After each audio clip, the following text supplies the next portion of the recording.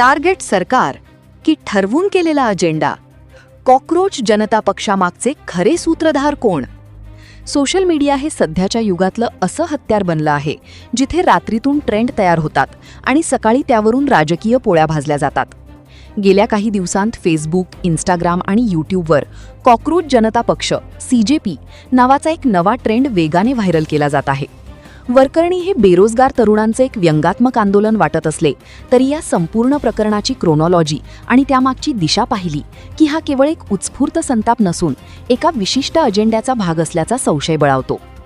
प्रश्न असा पडतो की मूळ वक्तव्य कोणाचे होते आणि रोख कोणाकडे वळवला गेला?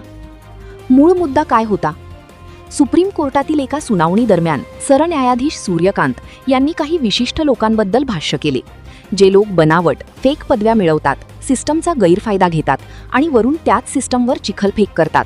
अशा प्रवृत्तींना कोर्टाने कॉकरोच आणि पॅरासाइट, परजीवी असे संबोधले होते. सरन्यायाधीशांनी नंतर स्पष्टपणे सांगितले की त्यांचे हे वक्तव्य देशातील प्रामाणिक, कष्टकरी आणि बेरोजगार तरुणांसाठी अजिबात नव्हते, तर ते सिस्टम पोखरणाऱ्या गुन्हेगारी प्रवृत्तीबद्दल होते. दिशाभूल कुठे झाली? आता खरी गंमत इथेच आहे.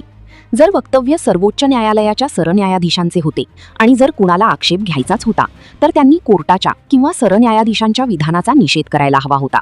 लोकशाही न्यायालयाच्या भूमिकेवर चर्चा होऊ शकते, पण घडले नेमके उलटे.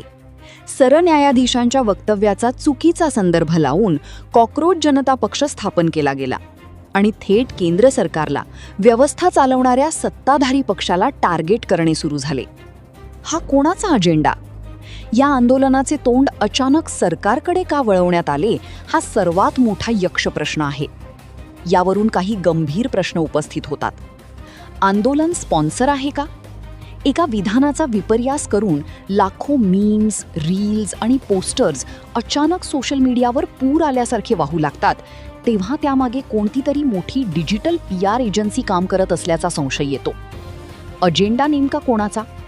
सरन्यायाधीशांच्या खांद्यावर बंदूक ठेवून सरकारवर निशाणा साधणारा हा कॉकरोच पक्ष नेमका कोणाच्या इशाऱ्यावर नाचत आहे?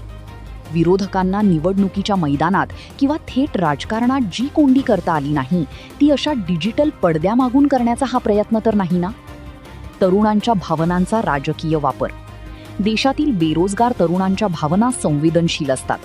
नोकरी आणि भविष्याची चिंता असलेल्या या तरुणांना तुम्हाला कॉकरोच म्हटले गेले असे खोटे सांगून भडकवायचे आणि त्यांचा वापर स्वतःच्या राजकीय फायद्यासाठी करायचा, हा अत्यंत खालच्या पातळीचा अजेंडा वाटतो. निष्कर्ष: कॉकरोच जनता पक्ष हे नाव ऐकायला कितीही व्यंगात्मक वाटत असले तरी त्यामागचे राजकारण अत्यंत कुटील आहे. सरन्यायाधीशांनी स्पष्टीकरण दिल्यानंतरही हा ट्रेंड थांबण्याऐवजी सरकारविरोधी घोषणांमध्ये बदलतो, याचा अर्थ स्पष्ट आहे. हे आंदोलन तरुणांच्या हितासाठी उभे राहिलेले नाही, तर सरकारला बदनाम करण्यासाठी कोणीतरी मास्टरमाइंड मागून याच्या दोऱ्या हलवत आहे. सोशल मीडियावरील सुजाण नागरिकांनी आता हा ओळखू न येणारा पण अत्यंत हुशारीने राबवला जाणारा अजेंडा ओळखण्याची वेळ आली आहे. टीका करायची असेल तर थेट करा, पण न्यायालयाच्या विधानाचा आडोसा घेऊन सरकारवर राजकीय सूड उगवणे कितपत योग्य आहे?